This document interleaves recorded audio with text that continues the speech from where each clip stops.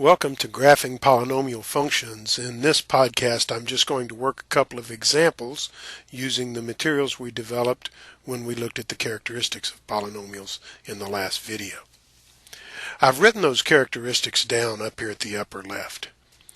Just to recall, and I didn't mention this one on the last one, but you always start off looking to see if it's symmetry. If you've got symmetry, then you only have to graph on one side of the y-axis instead of both sides, and you just know how to copy your symmetry to the other side. So that's always a good thing to check on. Number 2, I have graph the y-intercept. There's no particular reason to put it number 2 except that it's so easy you might as well get it out of the way. Then we get down to the serious business of finding the zeros of f of x, and we're going to do that in these problems by factoring, although example 2 is already factored for us. And then we're going to use the multiplicity to determine how the function behaves around the x-axis. For example, if the multiplicity of a factor is k, then if k is even, the graph will bounce off the x-axis, but if k is odd, it will cross the x-axis. And if k is a number bigger than 1, the graph is going to kind of flatten out as it gets near the x-axis. We also have to make sure that our number of turns is right. So for a degree n polynomial, the number of turns has to be less than or equal to n minus 1. So if you look over here at example 1, that's a degree 3 polynomial, so it can have at most 2 turns. We'll then compute function values between the zeros. We've already figured out the zeros, they'll be plotted. So then we'll pick some points between the zeros and compute a couple of function values just to see how much the function varies off the x-axis. Does it rise way away from the x-axis or does it hug it closely? And then we'll use the highest degree monomial to analyze the end behavior. Remember that if the degree is odd, the end behaviors will be opposites. If the degree is even, the end behaviors will be the same. Either way, you only have to do the end behavior on the left or on the right. You don't have to do it both sides because the degree will tell you the end behavior at the other side. So let's go ahead and get started. Example 1, f of x is x cubed plus x squared minus 4x minus 4. Now, if there's going to be symmetry, either all the exponents will be even or they'll all be odd. And here you see a mixture of odd and even, so there's no symmetry. Now, what about the y-intercept? Well, to get y-intercepts, you put x to 0, which I've done right here. And when I put x 0 here, I get 0 plus 0 plus 0 minus 4. So my y-intercept is negative 4. I'm going to put that on the graph right here.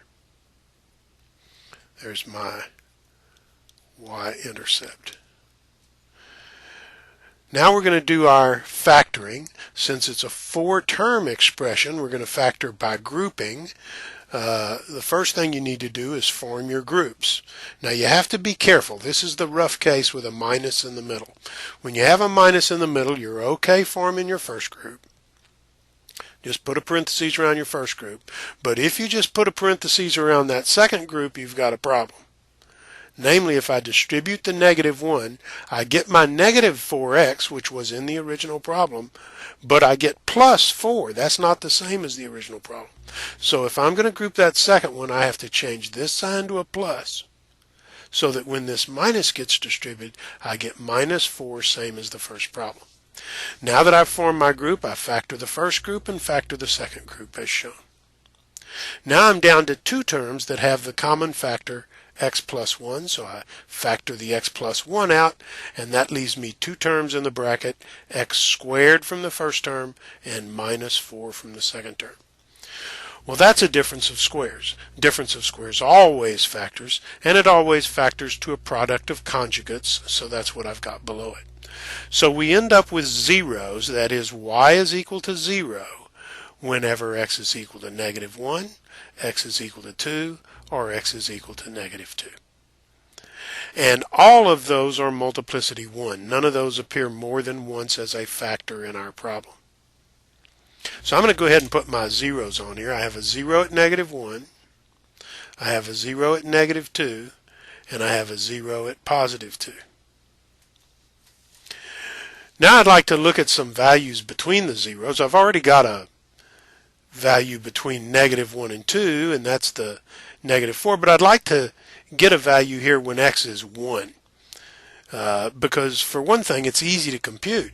If I just go up here to f of x and I put in x equals 1, I get 1 plus 1 minus 4 minus 4. Well, that's negative 6. So I can say f of 1 is negative 6 right here. So I'll go ahead and put that in. There's my f of 1. So now I'm getting an idea that between these two zeros, this function is going to come way down. Now the next thing I'd like to do is get a value for the function between negative 1 and negative 2. So I go to negative 1.5, and I did this one with my calculator.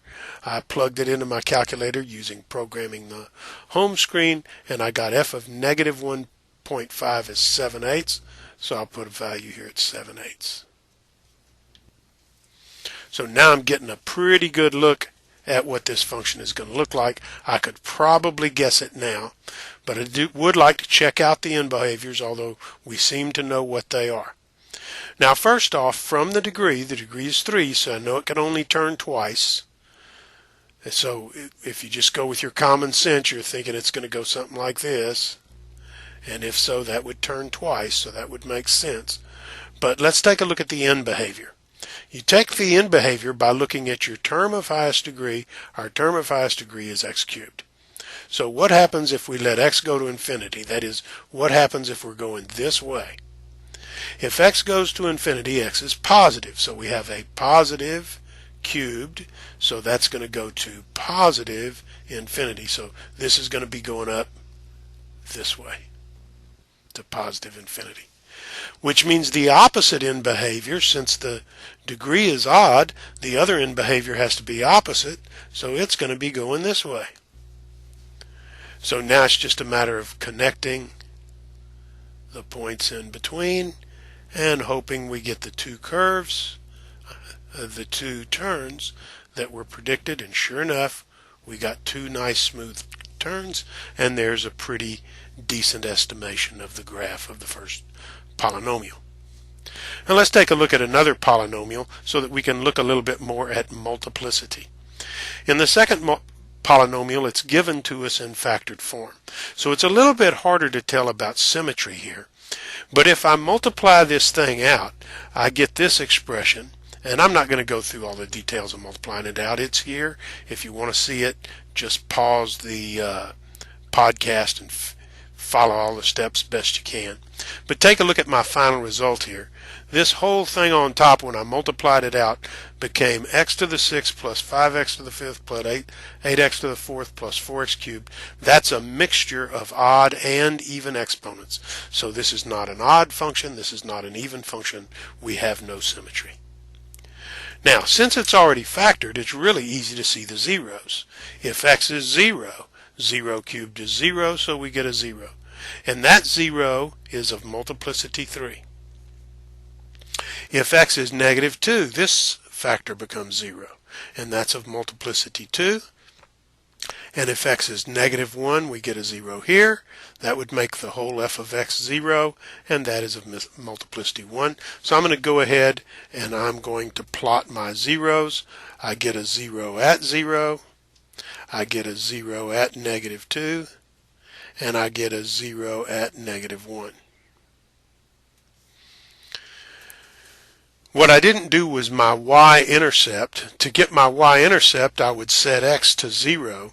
If I set x to 0, I get y as 0. Well, we already knew that because y was a 0, or one of our zeros was at 0. So the next thing we want to do now is we want to look at the number of turns. If you look at the highest degree term, it's 6, so that means there can be no more than 5 terms. And now we'd like to compute some intermediate values between the 0, so I'm going to look at f of negative 1.5. Again, I would do that on my calculator by programming my home screen, and I get f of negative 1/2 is 0.42. And now I'd like to look between these two. That would be f of negative 1/2 Another calculator exercise.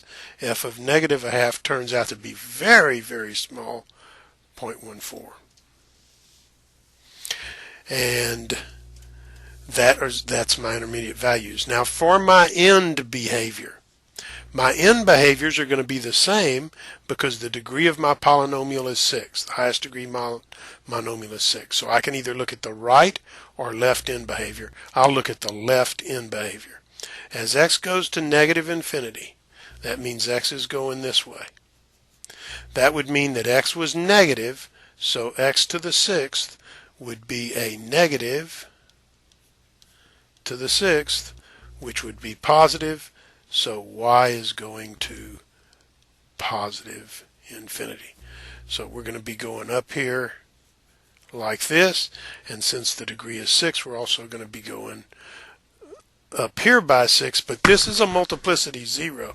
So what we're going to actually, this is a multiplicity 3. So since the multiplicity is greater than 1, as we approach this 0, we're going to kind of flatten out, and then we're going to take off positive like that. See how I got a kind of a turn over here to the right and then a turn back to the left? Let me go ahead and put in my intermediate values.